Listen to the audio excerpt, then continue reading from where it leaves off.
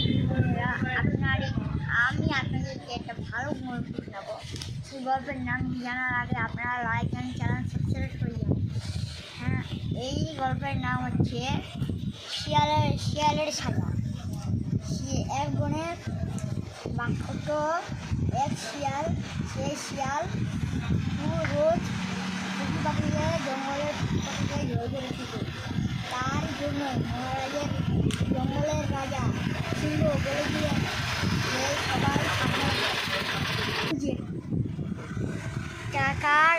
তারা সবাই এক এক করে চলে যাচ্ছে রাজ্যের সিপাহীরা। সেই জন্য মহারাজ সিংহ বললেন যে আমাদের এমন একটি জিনিস করার উচিত যা শিয়ালকে ধরা যাবে। তাই বনের রাজা সিংহ এমন একটি প্ল্যান করেন যেটাকে খাঁচার মধ্যে একটা হরিণকে রেখে প্লাস্টিকের হরিণকে রেখে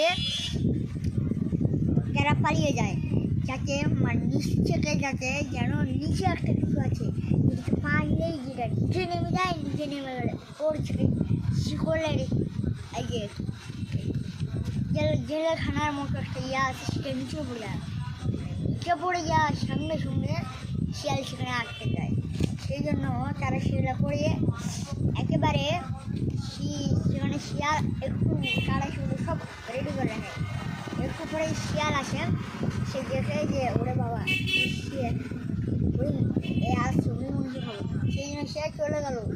এ খাঁচার মধ্যে যেইভাবে ঢুকে গেল, ওকে একটা কামড় দিল, বাস একেবারে হরিণ পালিয়ে গেল। আর খাঁচা সে আটকে গেল এবং তারা উঠিয়ে আর রাজার কাছে নিয়ে গেল। রাজা বলল, তুমি যে পাপ করেছো তার জন্য তোমাকে কঠিন শাস্তি দেওয়া হবে।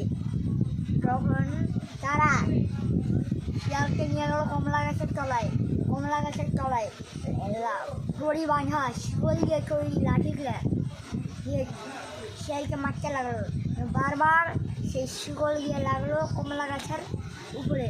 তারপরে গাছটি হিলে কমলা পড়ে, তারপরে থেকে শিয়ালের গায়ে কমলার রং হলো। হিন্দু বন্ধুরা, আপনারা আমাদের গল্প শুনেন। আপনার চ্যানেল লাইক